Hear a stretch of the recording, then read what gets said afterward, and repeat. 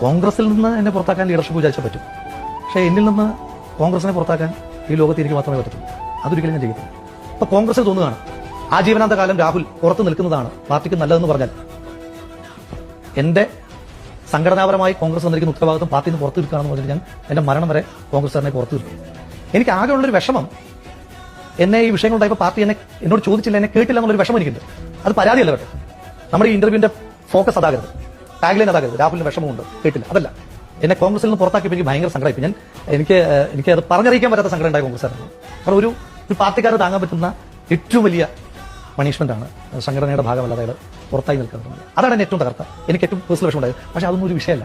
Party ഒരു വലിയ ലക്ഷ്യത്തിലേക്ക് പോവാണ്. കേരളത്തിലെ ജനങ്ങൾ ഒരു ഗവൺമെന്റ് ചേഞ്ച് ആഗ്രഹിക്കുന്ന ഒരു വലിയ ലക്ഷ്യത്തിലേക്ക് പോകുമ്പോൾ ഒരു രാഹുൽ മാങ്കൂട്ടത്തിന്റെ വിഷമമൊന്നും പാർട്ടി കണ്ടില്ല, ഒരു പ്രയാസമില്ല. കേരളത്തിന്റെ വിഷമമുണ്ടാകും. രാഹുൽ മാത്രമല്ല കുറെ കാര്യങ്ങൾ ഓഫ്കോഴ്സ് ഉണ്ട്, കോടതിയിൽ ബോധ്യപ്പെടുത്തും. പക്ഷേ ജനത്തിന്റെ മനസ്സിൽ ഇപ്പോൾ കുറേയധികം ഷെയ്ഡുകൾ, കുറേയധികം സംശയങ്ങൾ നിൽക്കുന്നുണ്ട്. ആ സംശയങ്ങൾ ദൂരീകരിക്കപ്പെടാതെ രാഹുൽ ജനത്തിന്റെ മുന്നിൽ പോയി നിന്നുകൊണ്ട് എനിക്ക് ഇനി വോട്ട് തരണം എന്ന് ആവശ്യപ്പെടാനുള്ള ഞാൻ ഒരു വാക്ക് പോലും പറയാതെ എന്നെ സ്നേഹിക്കുന്ന എത്രയോ മനുഷ്യന്മാർ ഈ നാട്ടിലുണ്ട്. ഒരു മറുപടിയും പറഞ്ഞിട്ടില്ല. ഒരു മറുപടി ഞാൻ ഇതുവരെ പറഞ്ഞിട്ടില്ല. ഞാൻ നിശബ്ദനായിരുന്നിട്ട് എനിക്ക് കത്തുകൾ അയക്കുന്ന എത്രയോ അമ്മമാർ, അതുപോലെ എന്നെ വിളിച്ച് എന്നെ ശാസിക്കുന്നവരുണ്ട്, വഴക്ക് പറയുന്നവരുണ്ട്, വഴിപാട് നടത്തുന്നവരുണ്ട്. സത്യം പറഞ്ഞാൽ ഈ എന്നെ വിളിക്കുന്ന ആളുകളൊക്കെ പറഞ്ഞ പള്ളികളും അമ്പലങ്ങളും ഒക്കെ പോകാൻ തീരുമാനിച്ചു ഇനിയുള്ള മനുഷ്യ അതിനു വേണ്ടിയിട്ട് മാറ്റി വയ്ക്കേണ്ടി വരും. അത്രയും ആളുകൾ സ്നേഹിക്കുന്നുണ്ട്. അപ്പം അത് കണ്ടപ്പോൾ എനിക്ക് ഭയങ്കരമായ പ്രയാസം ഉണ്ടായി. അത് കണ്ടപ്പോൾ എനിക്ക് ഭയങ്കരമായ പ്രയാസവും കുറ്റബോധവും ഒക്കെ ഉണ്ടായി. അതെനിക്ക് കുറെ തിരുത്തലുകൾ വരുത്തിയിട്ടുണ്ട്.